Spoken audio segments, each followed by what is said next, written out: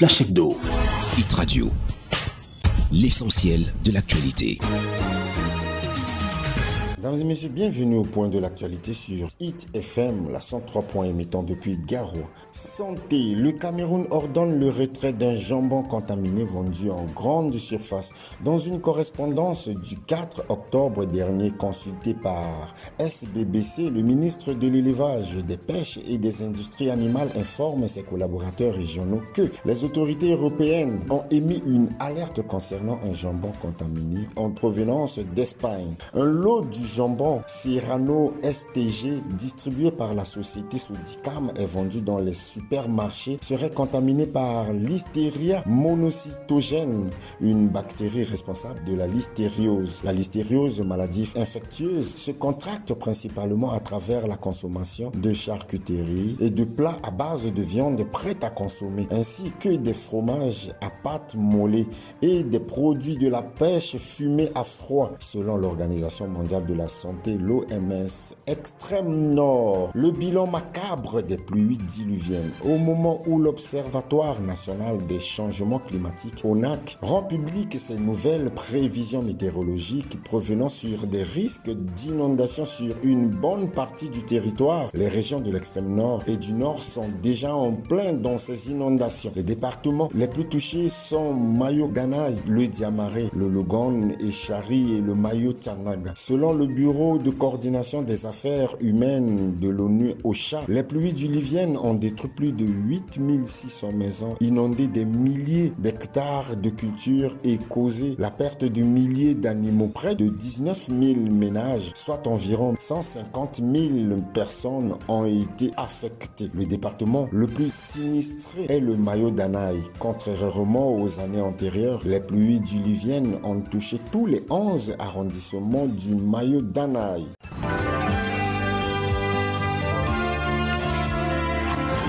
L'actualité internationale. À l'étranger, en Côte d'Ivoire, le procureur adjoint de la CPI veut relancer la coopération avec Abidjan. Le procureur adjoint de la Cour pénale internationale CPI, Mandiaye Niang, assure que les enquêtes sur les crimes commis en Côte d'Ivoire suite aux violences post-électorales perpétrées entre décembre 2010 et fin mai 2011 sont toujours en cours. Le magistrat sénégalais espère néanmoins relancer une coopération judiciaire très fragile. Le gouvernement de Côte d'Ivoire s'est-il réjoui très vite de l'annonce de la Cour pénale internationale dans son budget prévisionnel 2025, un document administratif destiné à ses États membres. Le greffe de l'institution a signalé la fermeture à venir du bureau de la Cour à Abidjan. Mi-septembre, le gouvernement ivoirien avait relayé l'information. Si le bureau de la CPI estime qu'il a fini sa mission ici et qu'il doit fermer, nous ne pouvons que nous en réjouir, avait déclaré son porte-parole à l'issue d'un conseil des ministres. Au Rwanda, le ministre de la Santé se veut rassurant sur l'épidémie de virus de Marburg. Le ministre rwandais de la Santé a tenu une conférence de presse sur l'évolution de l'épidémie du virus de Marburg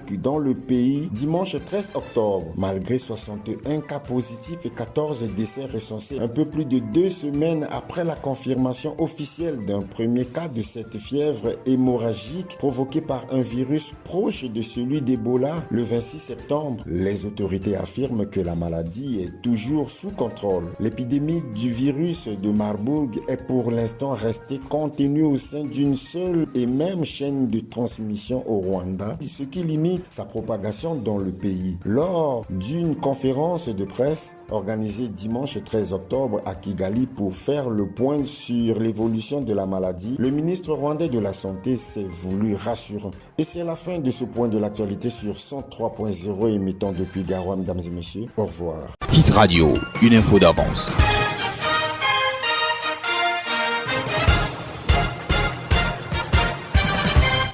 Flash Hebdo. Hit Radio. L'essentiel de l'actualité.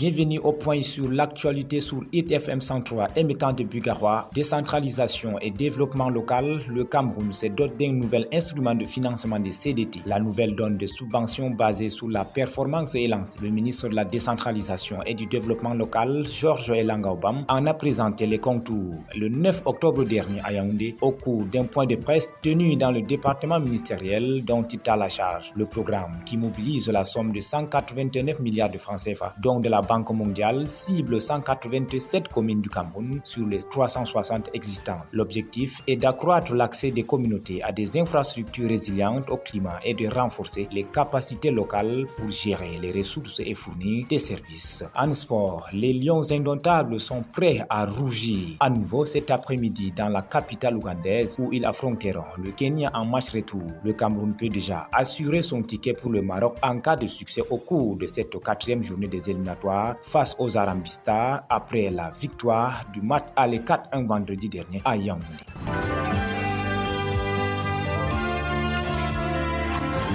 L'actualité internationale. Mali, l'armée annonce la neutralisation de plusieurs terroristes. Selon le communiqué, les hommes armés neutralisés par l'armée préparaient une embuscade contre un commandant militaire qui effectuait une visite dans la ville de Bér. Leur objectif était de venger la défaite subie lors de l'attaque contre un camp de forces maliennes, rapporte l'armée citée par Sputnik. Le Mali est en proie à des attaques terroristes depuis l'insurrection djihadiste en 2011. Le pays avait perdu plusieurs territoires malgré la présence de milliers de soldats français, américains et européens pour empêcher l'avancée des extrémistes. Depuis la prise de pouvoir par les militaires, l'armée reprend le dessus et récupère des pans de territoire assez importants. RDC, le parti de Félix Tshisekedi lance un processus pour tenter de réviser la constitution. Dans une circulaire adressée aux différentes instances du parti, le secrétaire général Augustin Kabouya a appelé celles-ci à mobiliser leur base en vue d'obtenir un large soutien pour cette réforme afin d'imprégner aux militants le bien fondé de la mise en œuvre du processus de révision de la Constitution selon les normes prévues par cette dernière. Kabouya a ajouté que la Constitution de 2006, adoptée alors que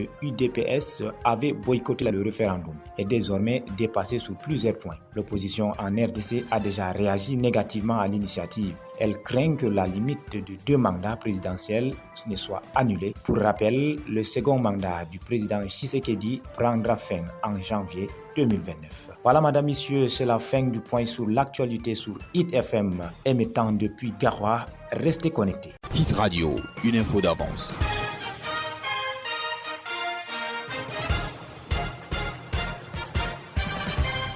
Flash Hebdo. Hit Radio, l'essentiel de l'actualité. Madame, Messieurs, bienvenue sur Hit FM 103 émettant depuis Garoua pour le point sur l'actualité.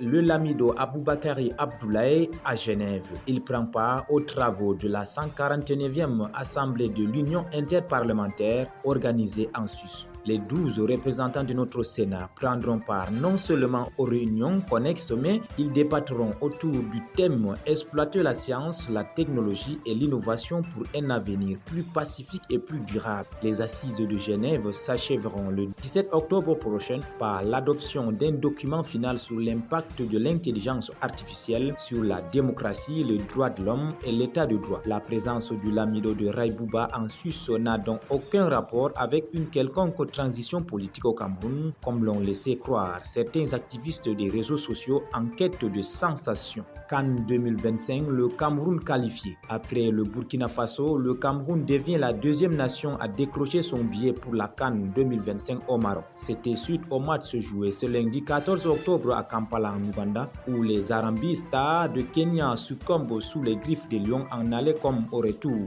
Depuis son arrivée à la tête des Lions indomptables, Marco Brice présente un bilan élogieux. 4 victoires et 2 nuls, 3 buts encaissés et 11 inscrits.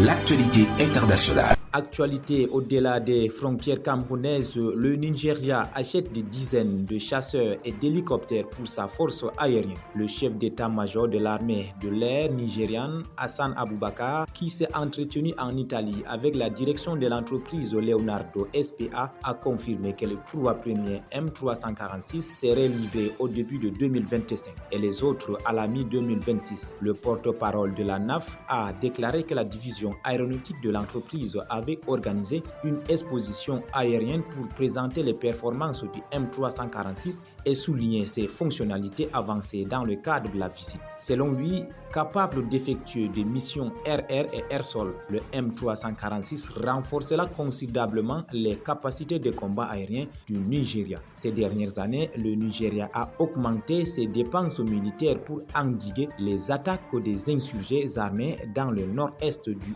pays. L'Union européenne impose de nouvelles sanctions contre l'Iran pour transfert présumé d'armes à la Russie. Selon un rapport de l'agence de presse Anadolu, citant un communiqué de l'Union européenne, la liste des sanctions comprend Iran Air, Saha Airlines et Mahan Air, toutes accusées de faciliter le transfert des missiles. L'Union européenne a également pris pour cible des responsables de haut rang du secteur de la défense iranien, notamment le vice-ministre de la Défense Seed Hamzet Galandari et des membres de haut rang liés au corps des gardiens de la révolution islamique. Des fabricants clés de matériel de défense tels que Iran Aircraft Manufacturing Industry et Aeropass Industry Organization ont été sanctionnés pour leur rôle dans la chaîne d'approvisionnement militaire iranienne. Cette décision fait suite aux accusations formulées le mois dernier par les États-Unis selon lesquelles la Russie aurait déjà reçu des missiles balistiques de l'Iran. Voilà, madame, messieurs, c'est la fin de ce point sur l'actualité sur Hit FM 103 émettant depuis Garoua. Merci de rester en compagnie de nos programmes qui se poursuivent. Hit Radio, une info d'avance.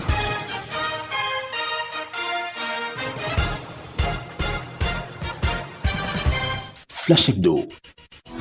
Hit Radio, l'essentiel de l'actualité. Le point sur l'actualité, mesdames et messieurs, bienvenue. Le barreau du Cameroun. Les avocats camerounais renouvelleront les membres du Conseil de l'Ordre des avocats lors de l'Assemblée générale élective du 18 janvier 2025. À quelques mois de ce rendez-vous, Eric Mba, l'actuel bâtonnier, a déjà fait savoir qu'il est candidat à sa propre succession. Son affiche de campagne est déjà disponible et plusieurs avocats se sont déjà engagés à soutenir sa candidature pour un nouveau mandat de 3 ans. Durant son mandat, il a œuvré avec détermination pour la défense des intérêts de la profession d'avocat, le renforcement de l'unité au sein du barreau et la protection des droits des avocats. Ces actions sont le fruit d'un engagement collectif et nous restons convaincus qu'il peut encore accomplir davantage ensemble. Défend Richard Tamfou, avocat au barreau du Cameroun. Le port autonome de Kribi reçoit une deuxième vague de portiques. L'entreprise portuaire a reçu un navire chargé de portes. Ce lundi 14 octobre 2024, il y a eu au parc l'accostage du navire chargé de 13 portiques de parc, 2 nouveaux riches steaks, chariots porte-containers et 3 MP Angler. Cette livraison marque une étape décisive dans l'expansion du port avec la mise en service prochaine de la phase 2 et son quai additionnel de 715 mètres dont les travaux s'achèvent bientôt. Ces nouveaux équipements viennent ainsi compter la liste des 5 portiques de quai Ships Toucher STS et 2 portiques de parc RTG qui sont arrivés le 12 septembre 2024. Selon la société portuaire, ce nouvel arrivage doté d'une technologie de pointe va permettre de fluidifier les opérations et améliorer les performances.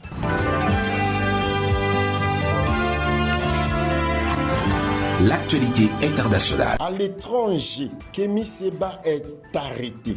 Arrestation présumée de Kémy Séba, figure emblématique du panafricanisme, le 14 octobre à Paris, suscite une vive émotion sur les réseaux sociaux africains. Bien que non confirmée officiellement, cette information met en lumière les tensions croissantes entre la France et certains pays africains. Kémy Séba, de son vrai nom, Stélio Gilles Robert Kapochichi, aurait été interpellé dans un restaurant du 15e arrondissement de Paris pour des raisons encore encore inconnu. Cette situation soulève des questions sur son statut légal en France, d'autant plus que sa nationalité française lui a été retirée en juillet 2024. Le leader panafricaniste connu sous ses positions anti-françaises a récemment obtenu un passeport diplomatique nigérien. Cependant, ce document ne lui permettrait pas de séjourner en France sans visa, complexifiant ainsi sa situation juridique. L'influence de Kémy Séba s'est considérablement accrue ces derniers mois, notamment auprès des dirigeants militaires et d'alliances des États du Sahel. En Russie, la Russie doit perdre la guerre contre l'Ukraine, affirme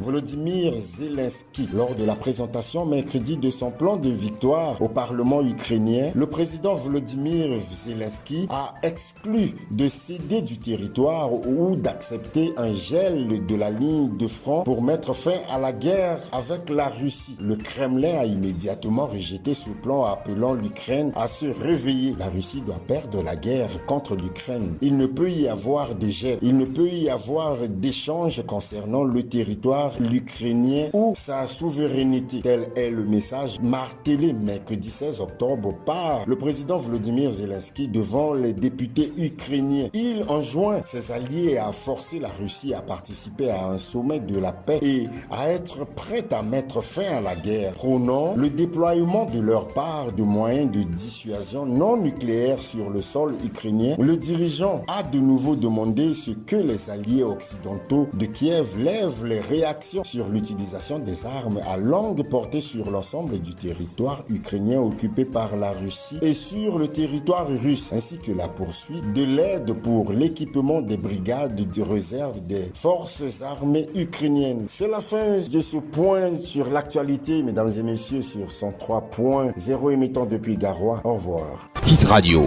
une info d'avance.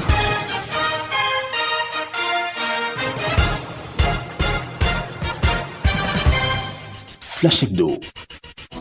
Hit Radio, l'essentiel de l'actualité.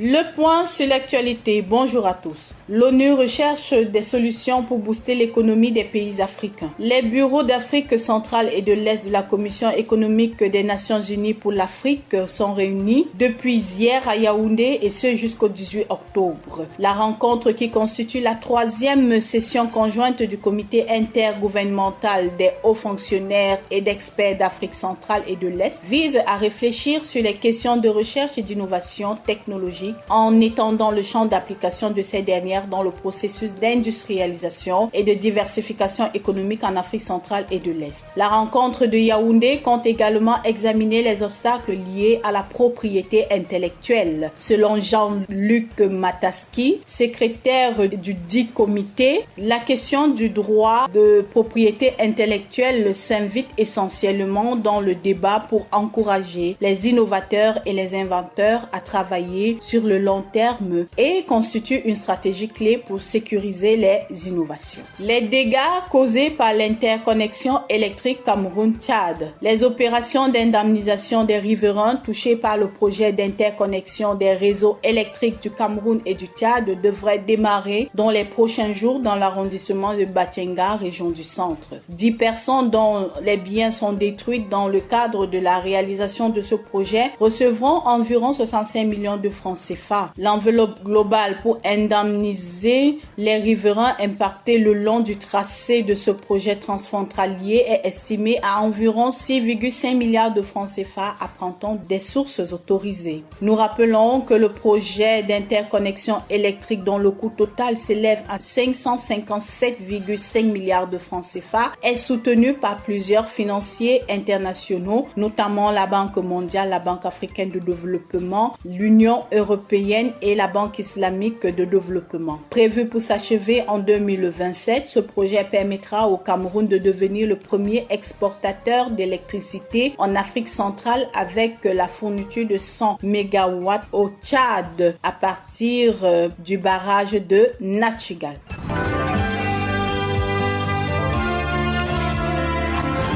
l'actualité internationale. Rwanda, une ONG dénonce la maltraitance des prisonniers. Les autorités rwandaises commettent de graves atteintes aux droits humains dans le centre de détention, notamment en torturant des détenus, a alerté mardi dernier l'ONG Human Rights Watch, dénonçant l'impunité dont bénéficient les responsables. Le Rwanda, dirigé de facto de main de fer depuis 3 décennies par Paul Kagame, est régulièrement accusé par l'ONG de réprimer la liberté d'expression, les critiques et l'opposition politique. Football, annulation de la rencontre Nigeria-Libye. L'équipe du Nigeria qui devait affronter la Libye mardi en qualification pour la CAN 2025 est retournée à Abuja se disant victime de traitements inhumains depuis son arrivée dans le pays nord-africain, a annoncé lundi la fédération nigériane. La Confédération africaine de football a déclaré dans un communiqué qu'elle avait saisi son jury disciplinaire pour enquête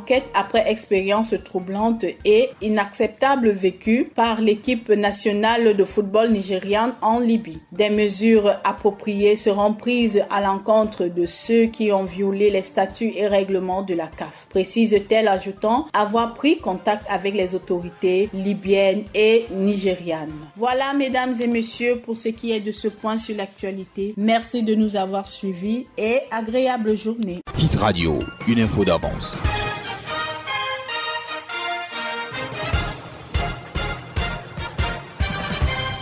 Flash Hebdo. Hit Radio, l'essentiel de l'actualité. Mesdames et messieurs, bonjour. Voici le point sur l'actualité. La Banque islamique de développement affiche un portefeuille de plus de 582 milliards de francs CFA.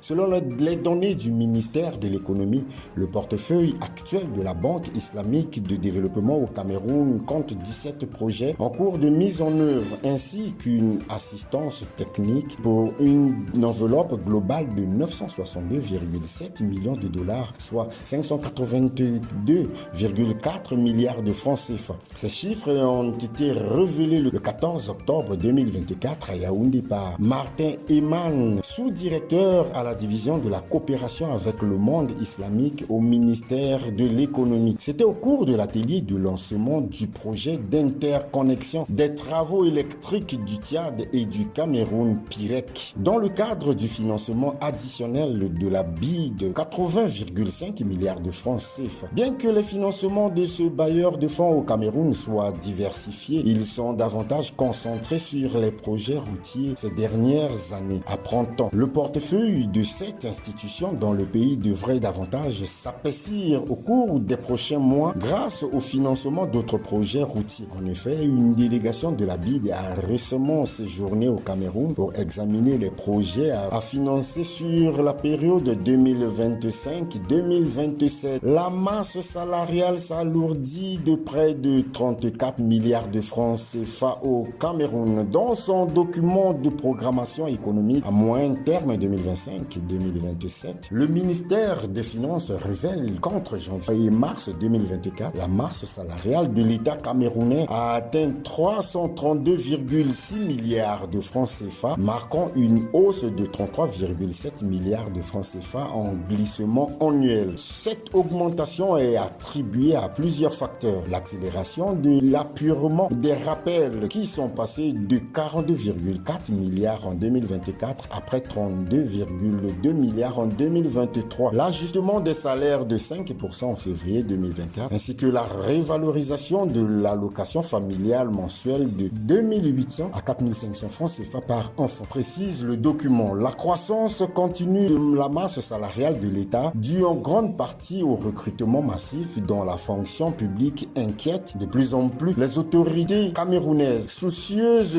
de préserver un équilibre budgétaire. Ainsi, depuis 2021, le gouvernement a entrepris de rationaliser ses recrutements. Par exemple, les diplômés des écoles normales supérieures ENS ne bénéficient plus d'un recrutement automatique.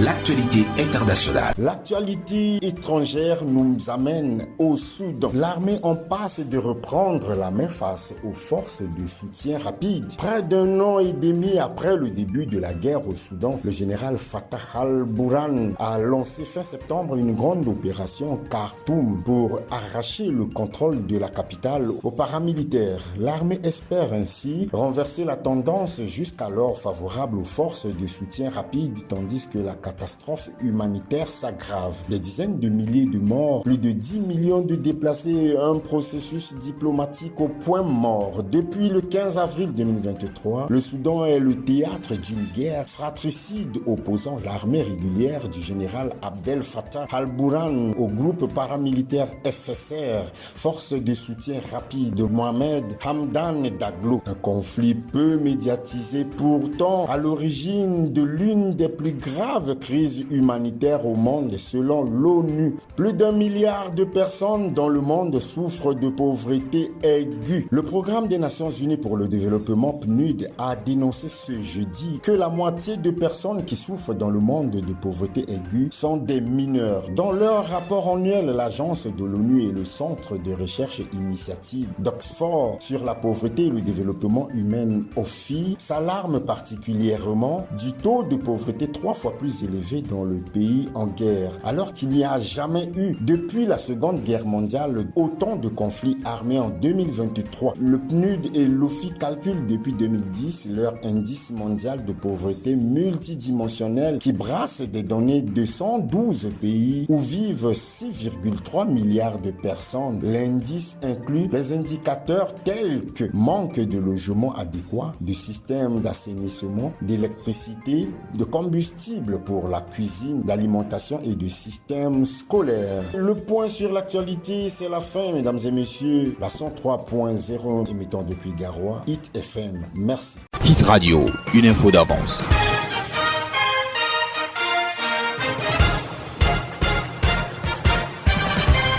Flash Hebdo. Hit Radio, l'essentiel de l'actualité.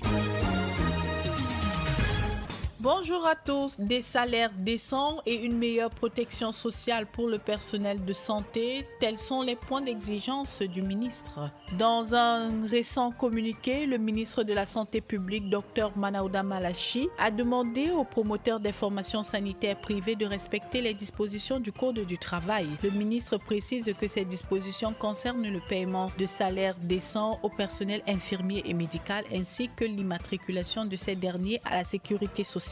Il est également question de garantir des conditions de travail adéquates dans ces formations sanitaires privées. Cette intervention fait suite à un vaste recensement des formations sanitaires sur l'ensemble du territoire national mené pendant 3 mois cette année. Ce recensement a révélé que plusieurs promoteurs de la formation sanitaire privée ne respectaient pas les principes en vigueur dans la gestion des structures. Pour remédier à cette situation, le docteur Manaouda Malachi met en garde des promoteurs concernés, promettant de sévir bien qu'il n'ait pas précisé la nature des sanctions envisagées. Le ministre a également reconnu que cette problématique n'est pas exclusive aux formations sanitaires privées. Le recensement a également révélé des irrégularités dans les établissements de santé publique, une situation qui préoccupe le gouvernement, a-t-il assuré. Extension du marché de Tradex annoncée en RDC en 2025. La société Trading and Exploitation, filiale de la Société nationale des hydrocarbures, le bras armé de l'État du Cameroun dans l'exploitation et l'exploration pétro-gazière, devrait lancer ses activités en République démocratique du Congo dès l'année 2025. Le top management de cette entreprise pétrolière spécialisée dans le ravitaillement des aéronefs et le top management de cette entreprise pétrolière spécialisée dans l'avitaillement des aéronefs et des navires, puis dans la distribution des produits pétroliers, a obtenu le quitus du conseil d'administration pour lancer la filiale de la RDC en 2025.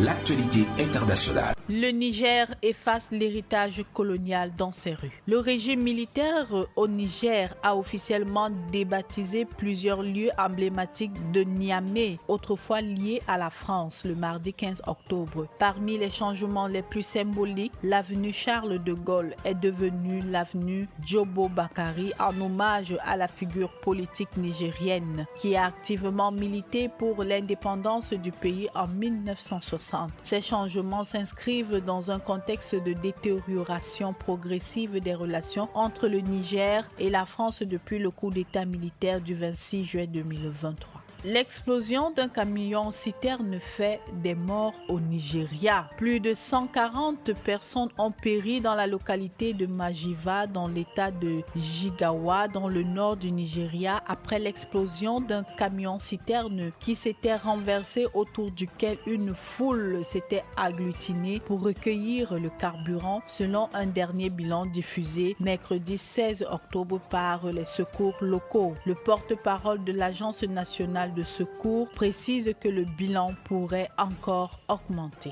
Voilà, mesdames et messieurs, pour ce qui est de cette brève sur l'actualité. Merci de l'avoir suivi et à bientôt. Hit Radio, une info d'avance.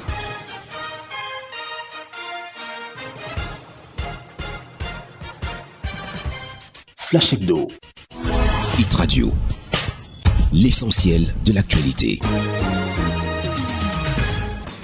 Bienvenue madame, messieurs au Flash Info sur Hit FM 103 émettant depuis Garoua. Elecam annonce la publication des listes électorales provisoires. À partir du 20 octobre 2024, les listes électorales provisoires seront accessibles dans les antennes communales d'Elections Cameroun conformément aux dispositions de l'article 18 alinéa 2 du Code électoral. Le directeur général des élections, Eric Essoussé, appelle tous les citoyens inscrits sous les listes électorales à consulter ces documents pour signaler d'éventuelles corrections. Les opérations de rectification vont se faire jusqu'au 10 novembre au niveau communal. Elles vont se poursuivre jusqu'au 10 décembre 2024 au niveau départemental. Au terme de ces éventuelles rectifications, la révision prend fin avec la publication par le directeur général des élections de la liste électorale nationale au plus tard, le 30 décembre 2024. Le 10e contingent camerounais de la MINUSCA termine sa mission en Centrafrique. Le 10e contingent camerounais de la mission multidimensionnelle intégrée des Nations Unies pour la stabilisation de la Centrafrique en abrégé MINUSCA, c'est mercredi 16 octobre 2024, le ministre délégué à la présidence chargé de la Défense, Joseph Bété Assomo, a présidé à la cour d'honneur de la brigade du quartier général à Yaoundé la cérémonie solennelle marquant la restitution de l'étendard du contingent de retour de Centrafrique. Pendant un an, le contingent placé sous le commandement du colonel Bengono Magloire avait pour mission de protéger les civils, les personnalités des très médiatisées, assurer la sécurité des populations vulnérables et des personnalités clés, protéger les matériaux et installations de l'ONU et promouvoir le rétablissement de l'autorité de l'État en République centrafricaine. Ils sont remplacés par le 11e contingent déjà déployé sur le terrain depuis le 18 septembre 2024.